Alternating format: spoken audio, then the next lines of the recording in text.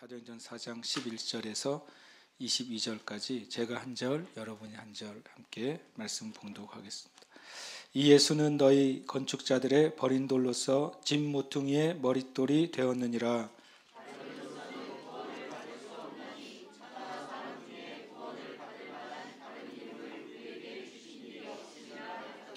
그들이 베드로와 요한이 담대하게 말함을 보고 그들을 본래 학문 없는 범인으로 알았다가 이상히 여기며 또 전에 예수와 함께 있던 줄도 알고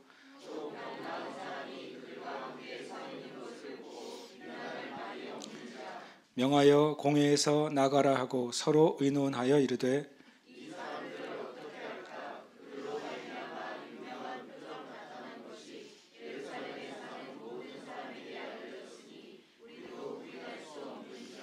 이것이 민간에 더 퍼지지 못하게 그들을 위협하여 이후에는 이 이름으로 아무에게도 말하지 말게 하자 하고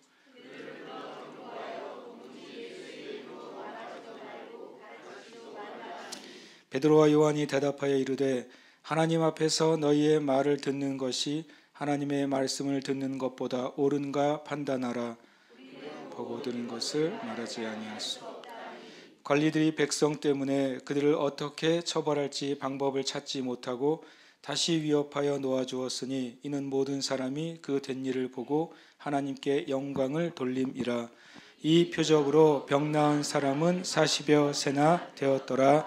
아멘. 할렐루야. 아멘. 저 여러분 안에 이 베드로와 요한과 같은 믿음의 담대함이 있으시기를 축복합니다. 베드로와 요한처럼 기도의 삶이 여러분의 삶의 일부가 되고 기도의 삶을 통해 하나님의 권능의 역사가 나타나시기를 축복합니다. 아멘. 우리가 초대교회 어떻게 보면 시간적으로 보면 정말 옛날 얘기를 하고 있는 거잖아요. 우리가 2025년에 지금 살아가고 있는데 이 성경의 내용은 몇 년일까요? 한 30년입니다. 30년. AD 30년에서 33년 사이에 일어난 사건이죠. 정말 2000년 전에 일어난 사건을 우리가 읽고 있다는 것이 참 신기합니다. 만약에 여러분이 지나가는 사람이 춘향전을 읽고 있다고 생각해 보세요.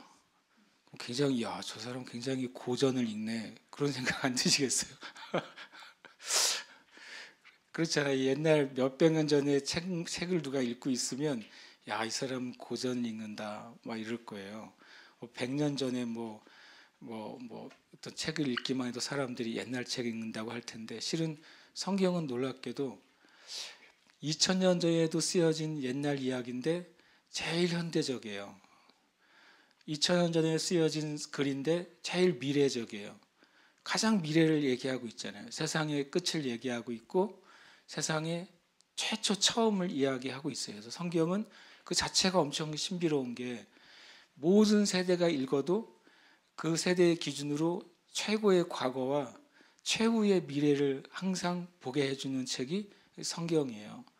단순히 기독교인들이 수가 많기 때문에 성경의 출판 부수가 많다라고 굳이 말할 수는 없어요. 왜냐하면 무슬림도 한 15억 되거든요.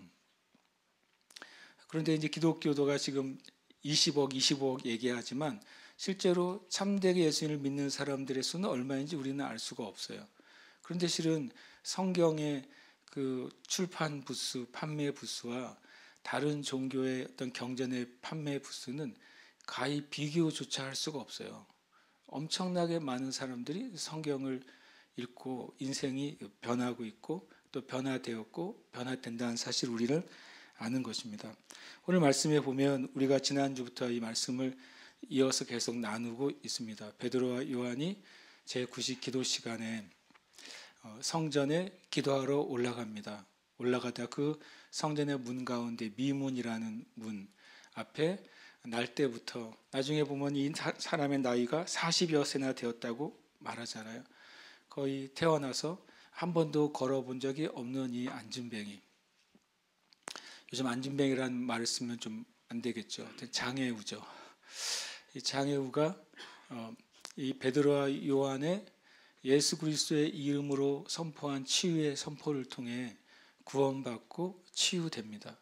엄청 역사적인 사건이에요. 왜냐하면 예수님 당시에도 많은 사역이 있었지만 이 이스라엘, 예루살렘 유대인들 사이에서도 이렇게 날 때부터 안진뱅이였던 장애인이 한 번에 일어나는 사건은 정말 초유의 사건인 것이죠. 그것을 또 어떤 개인적인 차원에서 치유하고 몰래 기도한 게 아니라 모든 사람이 있는 곳에서 공개적으로 일어난 사건이 돼버립니다. 그래서 이게 문제가 되죠. 왜냐하면 그렇지 않아도 예수님과 예수님이 부활하시고 승천하신 이후에 새롭게 생긴 이 초대교회, 이 기독교회에 대해서 곱지 않은 시선을 가지고 있던 그 당국자들의 눈에 이게 너무 공개적인 사건이 벌어진 거예요. 제가 이런 기도를 하게 됩니다. 주님, 이 세대에도 하나님의 능력과 영광이 나타나는 공개적인 사건들이 일어나게 해주세요. 그게 참 필요하잖아요. 만약에 여러분과 제가 개인적으로 기도하다가 은혜를 받은 거, 그거 사실이잖아요. 내가 개인적으로 기도하다가 하나님이 큰 은혜를 주셨어요. 이거 사실이에요. 개인적으로 기도하고 예배하다가 하나님의 놀라운 영적인 체험을 했어요. 이거 사실입니다. 다 하나님이 하신 일이에요. 그러나 예수 믿지 않는 사람들, 또 하나님을 아직 알지 못하는 사람들, 심지어는 예수님을 믿다가 하나님을 떠난 사람들이 다시 하나님이 살아계시다, 하나님이 사랑하신다는 증거를 보려면 내가 개인적으로 주님 예수 만났어야 하는 그 말 가지고는 때로는 부족할 때가 있어요. 그래, 당신은 만났을지 모르지만, 당신은 경험했을지 모르지만 나는 아직 아니에요 라고 말할 수 있잖아요. 그런데 이렇게 이 사건처럼 공개적이고 부인할 수 없는 명확한 사건이 일어날 때 그것은 뭐가 됩니까? 공론화가 돼버리는 거예요. 실제로 명확한 사건이 일어나도 보고서도 안 믿는 사람도 있고요. 보고서도 의심하는 사람도 있어요. 그렇잖아요. 그런데 어쨌든 이것이 공개적으로 성령께서 이 사건을 일으키시는 것을 말미암아서 엄청난 공론화가 되고 여론이 들끓기 시작하게 됩니다. 그리고 그러니까 당국자들이 예수의 이름으로 병자가 치유됐어 라고 한 사실이 돌아다니면 어떻게 되겠어요? 그 예수를 우리 당국자들이 죽이지 않았어? 그 잘못한 거 아니야? 잘못된 재판, 잘못된 판결이잖아 라는 말들이 동일하게 돌겠죠.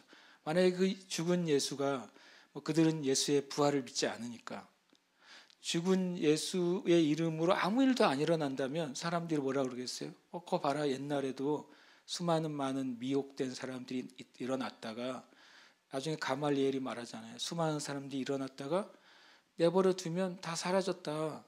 그러니까 이 예수를 믿는 자들도 가만히 내버려 두면 사라지지 않겠느냐. 또 가말리엘이 나중에 그런 말도 합니다. 그런데 만약에 예수가 하나님으로부터 온 메시아가 맞다면, 예수가 한 행동들이 정말 하나님의 역사가 맞다면 오히려 우리가 하나님을 대적하는 결과를 낳는 거다. 가말리엘이 엄청 합리적인 말을 하잖아요. 그런 기준으로 봤을 때 예수의 이름으로 이 기적이 일어난 것은 실은 바리새인이나 사두개인이나 제사장들에게는 굉장히 위협적인 사건인 거예요. 단순히 어떤 기적이 일어난 게 아니라 자신들의 종교적인 입지, 정치적인 입지, 그동안 자신들이 가지고 있던 요즘 말로 하면 헤게모니죠. 주도권이 뿌리채 흔들리는 사건이 되어버린 것입니다. 그래서 그들을 체포해요.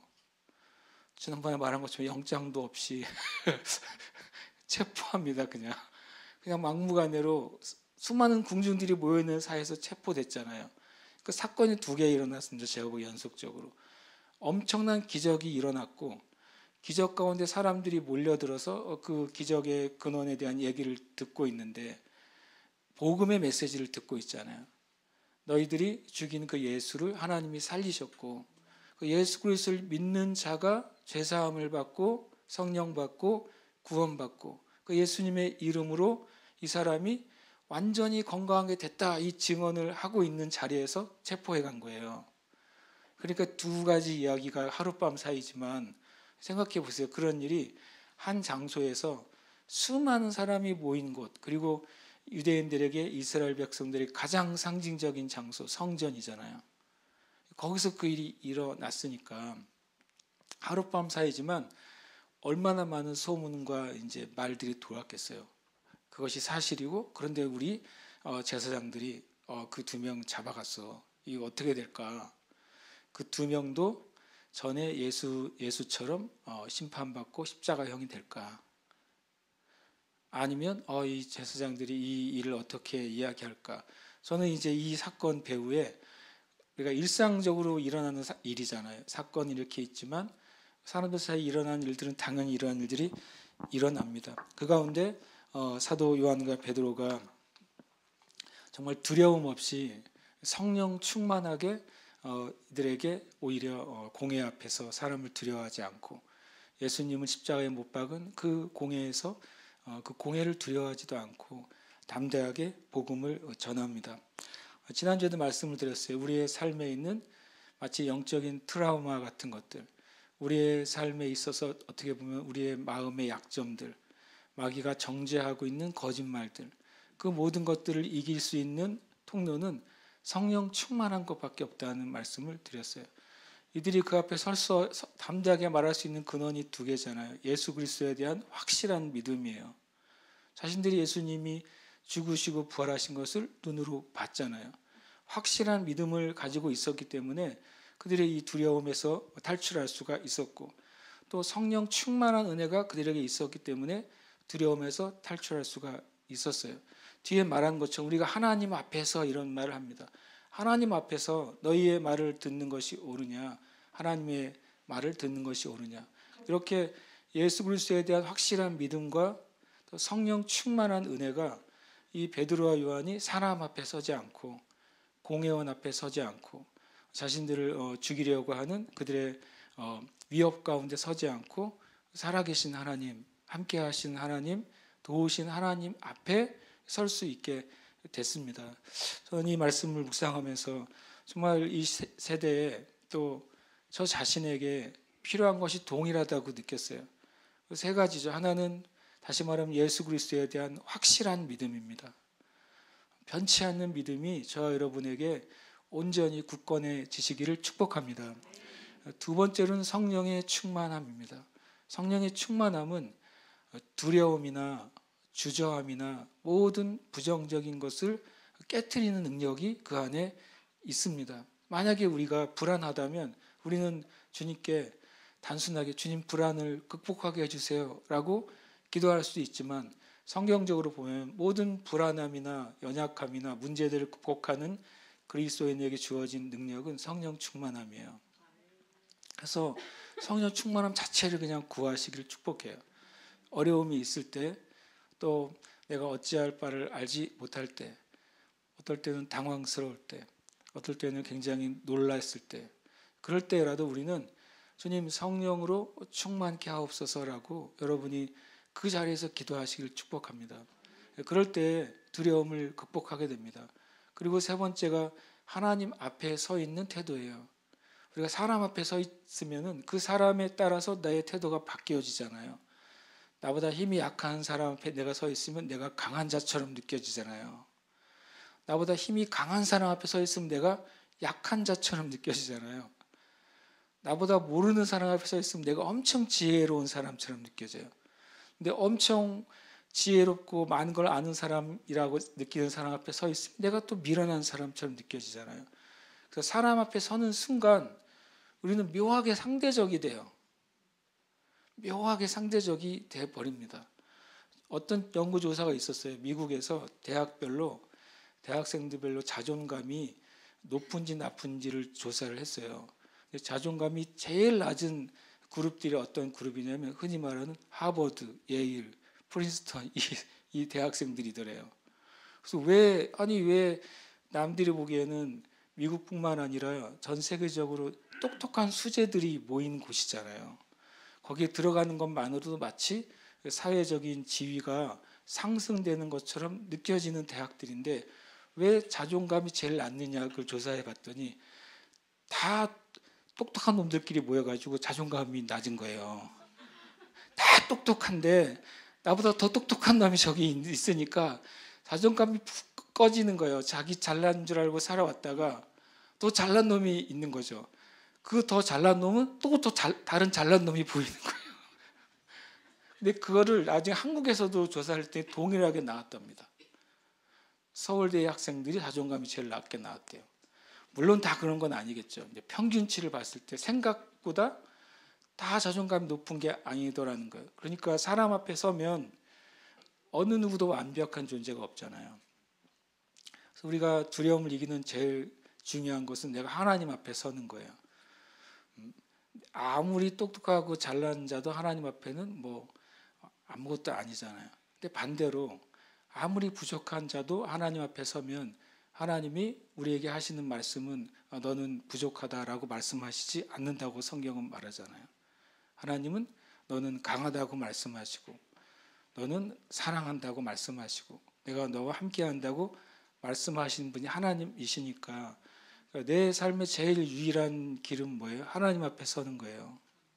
하나님 앞에 서야 내가 다른 사람과 함께 비교당하지도 않고 비교하지도 않고 내 자신에 대해서 내가 잘못된 생각이나 그릇된 생각을 가지지도 않고 다른 사람에 대해서 똑같이 그런 생각을 갖게 됩니다. 이 사도 요한과 베드로처럼 예수 그리스도에 대한 확실한 믿음, 성령의 충만함, 그리고 하나님 앞에 서는 그 태도가 저와 여러분에게 온전히 서시기를 축복합니다. 네, 오늘 말씀에 보면 이제 두 가지 중요한 선언이 있다는 말씀 지난주에도 드렸어요. 오늘 말씀이 왜 중요하냐? 뭐 어떻게 보면 굳이 표현하면 사도행전의 두 번째 설교이기도 하지만 한편으로는 이 말씀은 기독교의 가장 중요한 선언을 한 메시지라는 말씀을 드렸어요. 설교의 자리가 아니라 변호의 자리임에도 불구하고 기독교의 가장 중요한 메시지, 바로 교회의 기초가 예수 그리스도라는 사실을 선포합니다. 바로 유대인들 또 이제 종교가들, 유대교가 세워놓은 집은 종교의 집이죠. 율법의 집입니다. 정죄의 집이에요. 그러나 하나님이 세우시는 집은, 하나님의 집은 진리의 집이고 구원의 집이잖아요. 그 진리의 집, 구원의 집, 하나님의 집의 기초가 예수 그리스도다. 예수 그리스도 외에는 진리가 없고 예수 그리스도 외에는 구원이 없다. 이것을 선포하는 것이 이 사도 베드로의 선포입니다. 그래서 엄청 중요한 선포가 되는 거예요. 좀 크게 말한다면 기독교의 선포예요. 그다음에 두 번째는 뭐냐면 바로 예수 그리스도의 구원의 유일성을 선포했어요. 이것이 정말 중요한 선포가 되는 것이죠. 바로 12절이죠. 천하 사람 중에 구원을 받을 만한 다른 이름을 우리에게 하나님이 주신 적이 없다. 이 세상에 수많은 종교, 수많은 신들이 존재하지만 그러나 그들은 구원 주는 신이 아니라는 것이죠. 구원을 주지 않는 신은 다 가짜인 것입니다. 궁극적으로. 그래서 성경은 모든 우상은 하나님이 없는 것으로 여기신다고 그랬어요. 왜냐하면 구원이 없으니까 그 외에는 아무것도 존재하지 않는 것입니다. 구원이 없는데 어떻게 축복이 있겠어요? 축복은 받고 구원은 못 받으면 그게 세상의 큰 저주가 아니에요? 그러니까 구원이 기본이에요. 구원 얻는 축복이 첫 번째고, 구원 얻는 축복에 하나님이 구원받은 백성들에게 약속하신 모든 언약적인 축복이 성경에 가득하잖아요. 성경에 100가지가 있든 1000가지가 있든 구원 얻는 백성에게만 이것이 해당되잖아요. 그러니까 구원 얻는 축복이 가장 큰 축복이고 그것이 제일 중요한 진리입니다. 그러니까 이 두 가지 진리, 바로 하나님의 집의 머릿돌은 예수 그리스도다. 그리고 구원의 유일한 길은 예수 그리스도다. 이것을 사도 베드로가 어떻게 보면 생명의 위협이 있는 상황 가운데 선포한 거예요. 그리고 그것이 교회에 변하지 않는, 정말 2000년 동안 변하지 않는 그 토대가 된 것입니다. 이것은 참 중요한 진리가 되는 거죠. 그때 이제 13절에 이렇게 말씀하고 있습니다. 그들이, 이 공회원들이죠, 그들이 베드로와 요한이 담대하게 말함을 보고 깜짝 놀랐습니다. 왜냐하면 공회원들이 70명이거든요.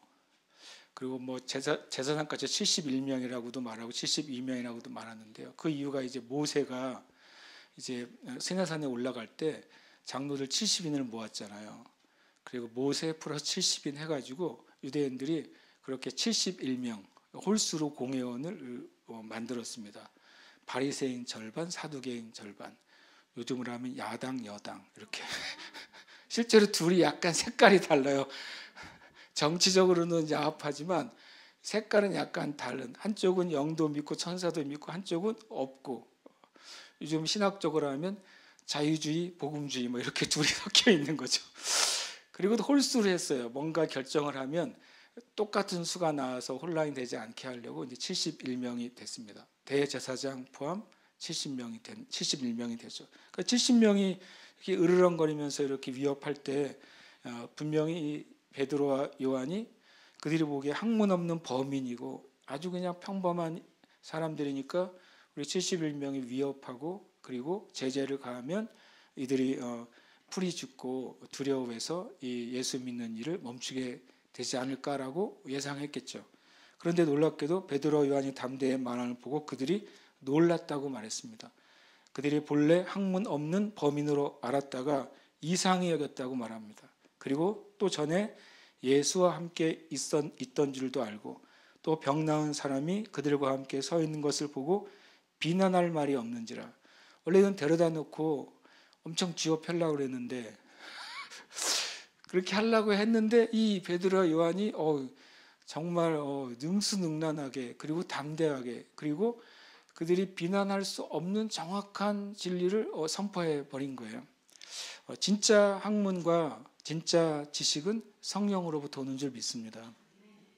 예수님께서 누가복음 21장 13절 이후에 이렇게 말씀하셨어요. 12절부터 보면 이 모든 일 전에 내 이름으로 말미암아 너희에게 손을 대어 박해하며 회당과 옥에 넘겨주며 임금들과 집권자들 앞에 끌어가려니와 이 일이 도리어 너희에게 증거가 되리라.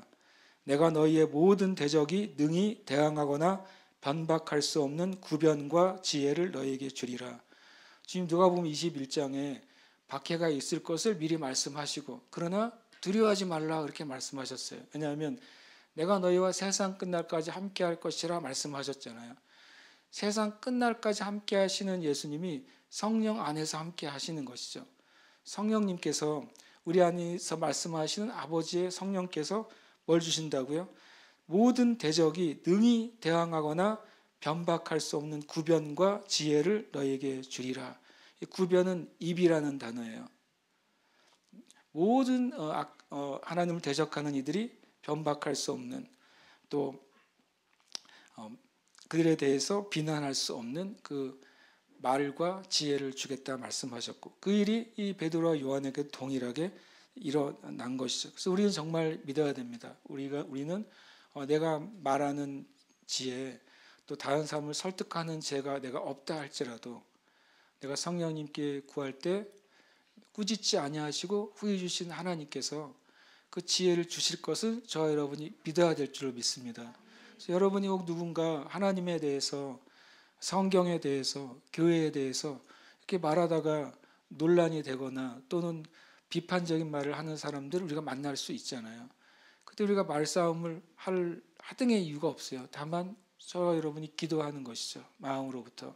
누가복음 21장 15절에 모든 대적이 능히 대항하거나 변박할 수 없는 구변과 지혜를 너에게 주시리라고 말씀하셨기 때문에 또 야고보서 1장에 지혜가 부족하거든 꾸짖지 아니하시고 후히 주신 하나님께 구하라고 말씀하셨으니까 우리는 사람과 대화하는 중에도 마음으로 영으로 뭐 할 수 있습니까? 기도할 수 있는 것입니다. 하나님 이 사람에게 하나님의 사랑, 하나님의 구원을 알릴 수 있는 지혜를 주시옵소서. 이 사람이 잘못 알고 있는 거짓과 미혹을 풀어줄 수 있는 지혜를 주시옵소서라고 기도하시길 축복합니다. 때로는 우리가 성경은 말했잖아요. 너희가 얻지 못함은 구하지 아니하기 때문이에요.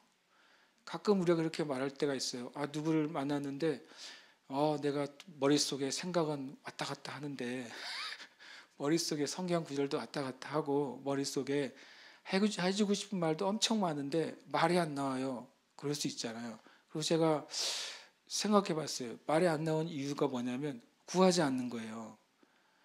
내가 생각하고 내가 말하려고 하니까 잘 안 되는 거예요. 그러나 성경은 구하라 주실 것이요. 이게 굉장히 중요한 법칙이잖아요. 지금 말하는 것도 구해야죠. 얻지 못하면 구하지 않기 때문입니다. 저와 여러분이 순간순간 말할 때에도 지혜를 구하시길 축복합니다. 우리가 누군가 대화할 때도 지혜를 주시옵소서 속으로 기도하세요. 그럴 때 하나님이 지혜를 주십니다. 그러니까 느헤미야 1장에 보면 느헤미야가 자신의 나라가 완전히 망하고 성전도 무너지고 성벽도 무너지고 또 예루살렘은 불타고 남아있는 몇 명의 사람들은 정말 거지처럼 살아가는 이야기를 듣고 느헤미야가 정말 눈물을 흘리잖아요. 그리고 금식을 합니다. 그리고 하나님께 이 일에 대해서 탄원을 합니다. 그때 느헤미야가 자기가 이제 왕의 측근으로 가는 술 맡은 간원이 됐다고 말합니다. 하나님의 은혜죠. 느헤미야가 왕의 비서관으로 간 겁니다. 고위 공직자가 된 것이죠. 그러나 느헤미야의 마음에는 무너진 나라, 무너진 성전, 무너진 성벽을 일으키는 것이 소망이에요. 그때 이제 왕이 물어보지 않습니까? 너 왜 얼굴에 근심이 있느냐? 고대 사회에서 왕을 모시는 사람들이 왕 앞에서 근심이 있으면 그건 이제 일 그만하겠다는 소리예요. 그러니까 느헤미야한테 물어봤더니 느헤미야가 성경에 이런 편이 있어요. 그가 하늘의 하나님께 묵도하고 그 짧은 문장이 나옵니다. 왕이 앞에 있고 지금 나는 이제 내 나라와 민족을 생각하니까 마음이 슬픈데 그 슬픔을 드러내면 안 되는 왕 앞에 그게 드러났고 왕이 그것을 물을 때 그때 성경은 말합니다. 느헤미야가 그 순간에 하나님께 기도했다고 그래요. 그 기도하니까 이 느헤미야가 엄청 지혜롭게 말을 합니다. 이런저런 얘기를 하니까 그날 뭐가 주어집니까? 느헤미야가 엄청 제가 요즘 표현하면 엄청 장기 유급 휴가를 얻게 됐어요. 몇 년짜리 유급 휴가. 그 다음에 휴가 정도가 아니라 이 유대 지역에 가서 총독의 지위를 얻게 됐어요. 그리고 예루살렘 성벽을 재건할 수 있는 모든 건설 자재를 무료로 얻을 수 있게 됐어요. 엄청난 일이잖아요. 그 한 번의 지혜를 가지고 느헤미야가 무너진 자기 민족을 살릴 수 있는 모든 물질적, 인적 그리고 정치적인 자원을 얻게 됩니다. 우리가 지혜를 구하시기를 축복합니다. 우리가 사업할 때도 어떻게 보면 지혜를 구해야 되지 않겠습니까? 단순히 복음을 전하는 일뿐만 아니라 우리의 삶이 그리스도인의 삶이 하나님의 영광을 위한 삶이라면 직장도 주님의 영광이 될 수 있고 사업도 주님의 영광의 통로가 될 수 있잖아요. 그럼 우리가 기도해야 됩니다. 우리 학생들도 공부할 때 기도해야 돼요. 그럴 때 하나님께서 여기 말씀하신 것처럼 구변과 지혜를 주시는 줄 믿습니다. 아까 말씀드린 것처럼 14절에 보면 또 병 나은 사람이 그들과 함께 서 있는 것을 보고 비난할 말이 없는지라 그랬습니다. 공개적인 표적은 대적자들의 입을 막게 됩니다. 이게 참 중요한 일이에요. 사도행전에 보면 항상 교회와 사도들과 성도들은 비난이나 오해나 핍박으로부터 시작을 해요. 어디를 가도. 그리고 반대로부터 시작을 합니다. 그런데 항상 역전이 되는 것은 뭐였습니까? 공개적인 표적이었어요. 공개적인 표적은 모든 비난이나 핍박을 바꾸신 하나님의 엄청난 수단이 되는 것을 우리가 알 수 있습니다. 사도행전을 읽어보세요. 그러면 계속 그런 일은 반복돼요. 한 지역에 가서 복음을 전하고 일부는 그 복음을 듣지만 대부분의 사람들은 반대하고 더더욱이 유대인들은 모든 전도자들 바알과 같은 전도자들을 실은 죽이려고 쫓아옵니다. 근데 그때마다 하나님의 공개적인 표적과 역사가 드러나요. 그것을 통해서 하나님의 살아계심이 증언되는 것입니다. 그렇다면 저와 여러분의 삶에도 이런 담대한 기도를 드리고 싶어요. 우리가 표적을 구하는 게 아니라 주님 이 땅의 교회들 가운데 누구도 반박할 수 없는 지혜와 하나님이 함께 하시는 증거가 나타나게 하여 주시옵소서. 우리 성도들 삶 안에도 주님 나의 삶 가운데 누구도 반박할 수 없는 하나님이 함께 하시는 증거가 나타나게 하시옵소서. 기도하시길 축복합니다. 우리 자녀들을 위해 기도할 때도 주님 누구도 부정할 수 없는 하나님이 함께 하시는 증거가 우리 자녀들의 삶 가운데 나타나게 하여 주시옵소서. 표적 자체가 중요한 게 아니라 표적을 누가 일으키셨냐 이것을 보여주는 게 표적이에요. 그러니까 표적이 있을 때마다 표적에만 주목하면 미혹하게 되죠. 그러나 표적의 근원이 하나님이라는 사실이 명확해지면 그 사람들이 하나님께 돌아오게 되는 것입니다. 하나님을 인정하게 되는 것이고 하나님 앞에 나오게 되는 줄 믿습니다. 아멘. 이 표적은 우리의 심령 안에도 있어요. 우리의 마음 안에 굳게 정말 내 마음을 잠그고 하나님에 대해서 자물쇠를 굳게 잠근 사람들 안에도 하나님의 놀라운 감동과 음성이 들리면 그 묶여져 있는 자물쇠가 열리게 되는 거예요. 이것도 우리의 심령에 있는 표적입니다. 그리고 우리의 말의 표적도 있습니다. 저와 여러분이 믿음으로 누군가에 선포한 그 말이 그 사람의 삶에서 성취됐을 때 그것은 말의 표적이 되는 것입니다. 하나님이 우리 입술을 통해 하나님의 뜻을 나타내시고 그것을 이루심으로 예언적인 표적이 되는 것이죠.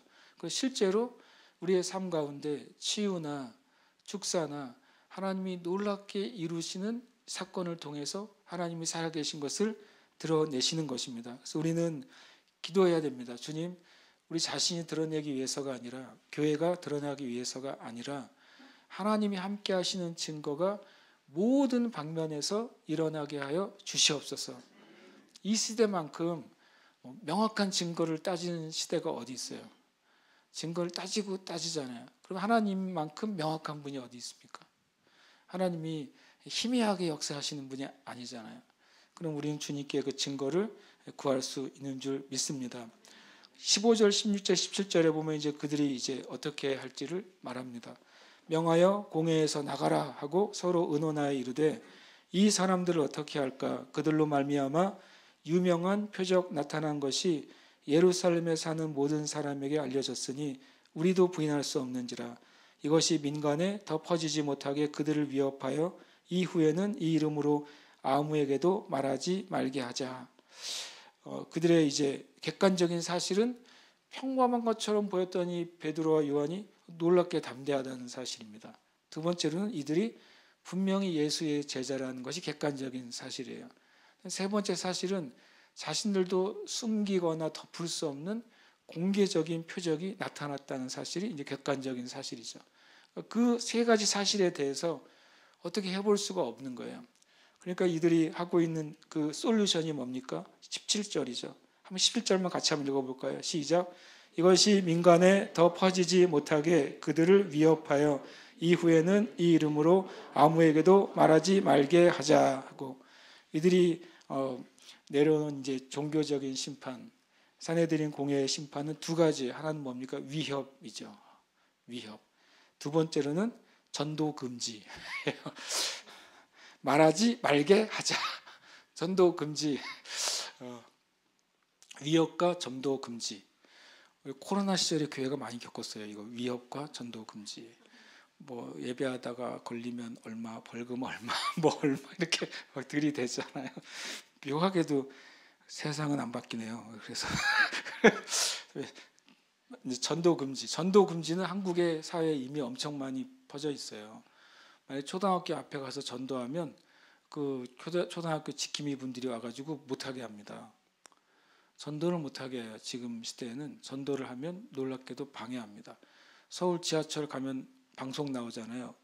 한 달에 걸쳐서 한 번씩 전도 내지는 호객행위 금지라고 이렇게 나옵니다. 전도가 금지됐어요. 이 세상도 1세기에도 그랬는데 전도가 금지됐어요. 이유는 뭐 매 세기마다, 매 시대마다, 매 정부나 관세마다 이유는 다 여러 가지 다 다릅니다. 그러나 궁극적으로는 두 가지가 항상 교회를 향한 핍박의 표면적인 모습이에요. 하나는 위협입니다. 실제로 그것이 이제 말의 위협이든 법적인 위협이든 사회적인 분위기의 위협이든 언론과 그런 것을 통한 위협이든 어쨌든 위협이 있습니다. 그리고 교묘한 방법이나 직접적인 방법의 전도 금지가 있습니다. 최근에 영국에서 어떤 낙태를 해주는 그런 낙태 센터 이 표현이 좀 그렇긴 한데 그런 거를 이제 해주는 그 센터 앞에서 어느 이제 우리식으로 하면 집사님이 신실한 집사님이 기도를 했어요. 낙태 클리닉이 저쪽에 있어요. 그 앞에서 멀리 떨어져서 기도를 한 거예요. 그래서 낙태를 하러 오는 자매들이 생각을 돌이키게 해주시고 그 태중에 있는 아이를 보호해주고 이렇게 기도를 한 거예요. 혼자 큰 소리 아니고 혼자서 조용히 기도하고 있으니 경찰이 찾아왔습니다. 경찰이 와서 당신 뭐하냐 그럽니다. 그게 영상이 있어요. 그분이 영상을 찍어놨어요. 그랬더니 경찰이 당신 뭐합니까? 저는 기도합니다 그랬어요. 뭘 기도하냐고 물어봤어요. 나는 아이들을 위해 기도합니다 그랬어요. 체포됐어요. 낙태를 하러 오는 사람들에게 뭔가 영향을 주려고 했다. 영향을 준 게 아니라 영향을 주려고 했다. 그게 영국 법에 저촉이 돼요. 와, 생각도 법에 걸려요. 그게 지금 세상이 됐어요. 그게 어떻게 공론화가 됐냐면 지금 미국의 그 부통령 있잖아요. 부통령이 유럽에 가서 연설을 하다가 유럽이 이런 상태다 그러고 그 말을 해버렸어요. 그래서 전 세계 사람들이 쫙 알려져 버렸죠. 와, 영국에서는 기도만 해도 잡혀간다. 와, 정말 과거의 그런 로마 시대에 칼을 앞세운 그런 핍박보다 마귀는 더 교묘하게 더 집요하게 실은 박해하고 있습니다. 지금. 그래서 오히려 이 세대의 교회가 진짜 하나님의 능력으로 하나님의 진리로 성령으로 무장되지 않으면 그냥 우리가 마치 비사이로 막가듯이 그냥 거기를 살살살 피해 다니는 그리스도인이 돼야 되는 거예요. 하나님이 원하시는 삶이 아님에도 그런 일이 일어났습니다.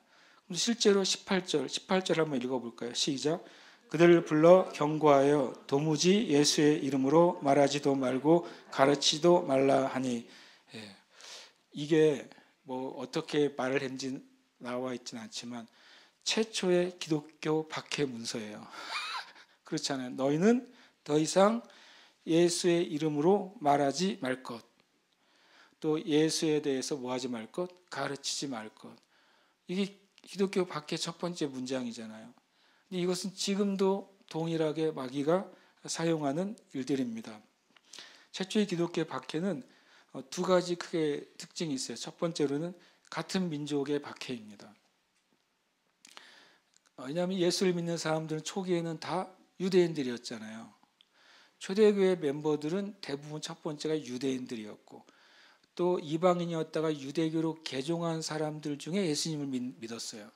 나중에 이후에 이제 박해가 시작되고 사마리아로 가고 또 흩어지면서 이방인들에게 복음이 전해지기 시작했고 또 초대교회가 공식적으로 고넬료 사건을 통해서 예수님을 통한 구원의 은혜는 유대인들에게만 해당되는 것이 아니라 모든 민족에 해당된다는 사실을 이제 공회가 공식적으로 인정하게 되면서부터 퍼졌습니다. 그렇지만 스데반 그 집사의 사건 이전까지만 해도 다 누가 박해가 있었어요? 같은 민족의 박해였습니다. 같은 민족도 같이 하나님을 믿는다고 하는 이들의 박해였어요. 박해는 가까운 이들로부터 옵니다. 여러분이 예수 믿을 때 예수 믿는 것에 대해서 누군가가 회방하거나 누군가가 불편한 말이나 행동을 하는 것은 가까운 이들로부터 오는 것입니다. 마태복음 10장 34절과 35절에 주님이 이렇게 말씀하십니다. 내가 세상에 화평을 주러 온 줄로 생각하지 말라. 화평이 아니요 검을 주러 왔노라. 내가 온 것은 사람이 그 아버지와 딸이 어머니와 며느리가 시어머니와 불화하게 하려 함이니 사람의 원수가 자기 집안 식구리라. 이 말씀 잘못 읽으면 교회는 가정을 파괴하는 집단이야 라고 읽을 수도 있어요. 그러나 주님이 하신 말씀, 내가 주러 온 검은 진리의 검인 거예요. 진리의 검은 뭡니까? 빛과 어둠을 갈라낸다는 거예요.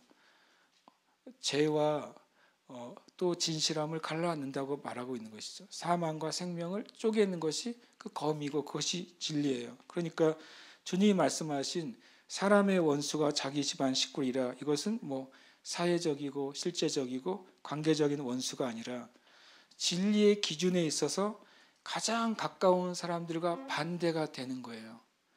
온 가족 중에 내가 먼저 예수 믿으면 나는 진리 안에 있고 나머지는 진리가 아닌 곳에 있게 되는 거예요. 그것이 주님이 검을 주러 왔다고 하는 말씀이 되고 그 자체가 영적인 불화가 시작되는 일이 일어납니다. 근데 우리가 그럴 때 내가 이 가족 중에 이 무리 중에 내 친구들 관계 가운데 나만 예수님 믿으니까 나는 이제 박해 가운데 살겠구나. 우리 가정으로부터 나는 이제 박해 가운데 인생을 살아야 되는구나 라고 성경에서 말하고 있습니까? 그렇게 말하고 있지 않습니다. 오히려 우리는 내가 예수 믿었을 때 내 주변 사람들과의 관계에 있어서 영적으로는 진리에 있어서는 반대에 서게 되는구나 라는 사실을 명확하게 알아야 되는 거죠. 그래서 또 한 가지 우리가 믿음을 가져야 될 일이 있습니다. 그것은 바로 약속 때문인데요. 주님의 약속은 사도행전 16장 31절입니다. 따라해 보시겠습니다. 이르시되 주 예수를 믿으라. 그리하면 너와 내 집이 구원을 얻으리라. 전에 그 말씀을 드렸어요. 이 말씀의 비밀이 뭐냐면 단순히 한 사람이 예수 믿었다고 마치 도미노처럼 자동적으로 그냥 다 예수 믿는 사람이 된다는 말이 아니다. 주 예수를 믿으라. 네가 믿음을 가지고 진리대로 말씀대로 살기 시작하면, 내가 진리대로 말하고 믿음의 삶을 보여주기 시작하면 하나님은 너를 통해 너의 온 가족을 구원하실 것이다 라고 하신 말씀이에요. 그러니까 우리는 예수 믿을 때 성경 말씀 그대로 진리의 차원에 있어서는 내가 내 가족과 내가 관계된 모든 사람들과 반대편에 서지만 하나님의 약속은 나를 통해서 가족을 구원하신다. 나를 통해서 내가 속한 모든 공동체를 구원하신다 라는 사실을 믿어야 되는 것입니다. 그럴 때 우리가 박해 안에서도 하나님의 구원하신 역사를 보게 될 줄 믿습니다. 그때 이제 첫 번째가 같은 민족의 박해였고 두 번째가 전도 금지의 박해였어요. 예수의 이름으로 말하지 말 것을 강요합니다. 요즘 말로 하면 그 언어 통제죠. 그리고 예수의 이름으로 가르치지 말 것을 강요합니다. 전도와 가르침을 통제합니다. 이런 것은 요즘 말로 하면 전도 유튜브를 통제할 수도 있겠죠. 소셜 미디어에 어떤 제재가 가해질 수도 있겠죠.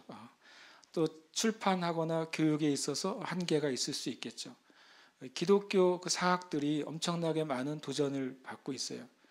기독교 사학들이 이제 교회에서 학교에서 체프를 하려고 하면 이제 체프를 못하게 하잖아요. 몇 년도인지 제가 기억이 안 나지만 고3짜리 한 명이 그 헌법 소원을 냈죠. 나는 학교에서 체프를 하고 싶지 않은데 이 학교가 미션 스쿨이어서 체프를 한다. 나는 예배를 드리고 싶지 않다라고 했어요. 나중에 그 친구의 그 헌법 소원이 받아들여져 가지고 그 친구가 이겼어요. 그 친구 서울대 법대 들어갔습니다. 근데 아십니까? 그 친구가 여호와의 증인이었어요. 제가 알기로는 그렇습니다. 그러니까 실은 마귀는 하나님의 일들이 퍼져나가는 것을 실은 싫어하는 게 아니라 두려워하는 거죠. 두려워하기 때문에 위협하고 두려워하기 때문에 금지합니다. 그러나 우리 역사적으로 우리가 명확한 사실은요. 이 통제와 금지는 매번마다 있어 왔지만 교회는 절대로 약해지지 않았고 교회는 사라지지 않았고 성경의 진리와 구원받는 사람의 수가 줄어들지 않았다는 사실입니다. 갈수록 믿는 자들의 수가 증가하고 있어요. 그러니까 위협과 박해보다 성령의 역사가 더 큰 줄 우리는 믿는 것입니다. 19절에 이렇게 말합니다. 베드로와 요한이 대답하여 이르되 하나님 앞에서 너희 말을 듣는 것이 하나님의 말씀을 듣는 것보다 옳은가 판단하라. 제자의 삶은 아까 말씀드린 그 세 가지입니다. 하나는 하나님보다 앞서는 것이 없는 것입니다. 어떤 사람 앞에 서 있지 않고 하나님 앞에 서 있는 것. 그리고 증인으로 사는 것입니다. 내가 본 것, 들은 것을 말하는 사람으로 사는 것입니다. 만약 어떤 사건이 일어나면 항상 만약에 기자나 언론은 누굴 찾습니까? 최초 목격자를 찾는 거예요. 최초 목격자의 그 증언이 제일 중요한 가치가 있고 제일 힘이 있는 거예요. 그럼 우리는 예수 믿는 그리스도인들은 구원의 목격자인 것이죠. 왜냐하면 내가 구원받았거든요. 내 영혼이 구원받았잖아요. 내 영혼이 지옥에서 건짐받았고 나의 죄가 죄사함을 받았잖아요. 내 인생이 건짐을 받았으니까 구원에 대한 최초의 목격자는 내 자신이에요. 그래서 내가 증인이 되는 것입니다. 내가 구원받은 것을 옆에 사람이 증인해 줄 게 아니라 내가 구원받은 증인은 나인 것입니다. 그래서 자주 말씀드리지만 최고의 전도지는 우리 자신이에요. 어떤 멋있는 전도지나 어떤 멋있는 영상이 아니라 진짜 영원한 최고의 전도지는 구원받은 그 사람 자신이에요. 그 사람이 누구보다도 확실한 증거를 가지고 있는 것이죠. 초대교회의 가장 위대한 증인이 누구였어요? 사도 바울이잖아요. 사도 바울이 갈 때마다 뭘 증거합니까? 자기를 증거하잖아요. 자기가 죄인 중에 괴수였고 예수 믿는 사람을 죽이는데 가표를 한 사람이었고 자기가 잘못된 지식을 가지고 오히려 하나님을 대적하는 하나님의 원수가 돼서 살아왔는데 하나님이 나를 긍휼히 여기시고 나를 충성되이 여기셔서 나를 구원하시고 사도의 직분을 맡기셨다. 결국에는 사도 바울이 표현은 좀 안 아름답지만 자기 팔아서 예수 전한 거예요. 우리는 우리 팔아서 예수 전해야죠. 내가 만난 하나님 전한 거지 저 사람이 만난 하나님 전할 필요가 없잖아요. 내가 만난 하나님이 내가 크게 느꼈든 작게 느꼈든 내가 만난 하나님을 얘기할 때 그것이 증인이고 그것이 진짜 능력이 있는 증거가 되는 줄 믿습니다. 그리고 4장 20절에 엄청 멋있는 말을 하죠. 함께 읽겠습니다. 우리는 보고 들은 것을 말하지 아니할 수 없다. 성경의 사도들은 꼭 말을 꼬아서 해요. 말하지 아니할 수 없다. 너희가 알지 못하기를 원하지 않는다. 헷갈려요. 성경에 그렇잖아요. 근데 그게 뭡니까? 실은 강한 강조죠. 강한 긍정이고 강한 강조인 거예요. 우리는 반드시 말할 거라는 것이죠. 나는 반드시 말할 것이다. 이것을 이 사도들이 고백합니다. 우리가 함께 이 시간 기도하기를 원합니다. 저도 그렇고 여러분도 그렇고 우리는 증인으로 부름 받았잖아요. 근데 제가 그 생각을 했어요. 증인이 소리를 작게 해도 증인이에요. 소리가 커도 증인이고 내가 봤다는데 그렇죠. 네. 귓속말 해도 증인이에요. 글로 써내도 증인이에요. 그렇잖아요. 우리는 증인입니다. 그러니까 여러분 나는 저분처럼 잘 전하지 못해요. 저 사람처럼 저렇게 하지 못해요. 그럴 필요가 없어요. 하나님은 우리의 삶을 통해 나를 통해 하나님의 증인이 되도록 우리를 부르신 것입니다. 그것이 우리 주님께 부른 모든 사람이 똑같은 부르심을 가지고 있는 줄 믿습니다. 아멘. 함께 기도할 제목은 세 가지인데요. 아까 말한 것처럼 주님, 하나님이 함께 하시는 확실한 증거가 우리 교회와 성도들과 자녀들의 삶 가운데 허락해 주시옵소서. 하나님이 함께 하시는 증거, 우리 자신을 위해서가 아니라 우리 자신의 유익과 명예와 또 우리의 나의 필요를 채우는 것으로서가 아니라 하나님이 함께 하시는 증거가 나의 모든 삶에 주님 나타내시옵소서라고 여러분 담대하게 기도하시기를 축복합니다.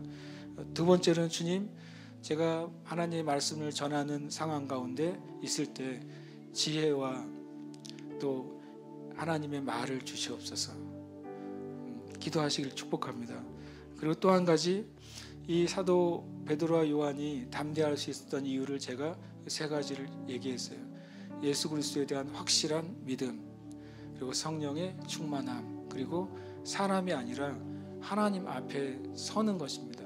그렇지 않으면 우리가 베드로처럼 주님 보고 가다가도 파도 보고 또 떨어질 수 있는 것입니다. 그러니까 이 시간 이 세 가지 기도 제목, 주님 하나님 함께 하시는 증거를 주시옵소서. 성령이 주시는 그 지혜로운 말을 주시옵소서.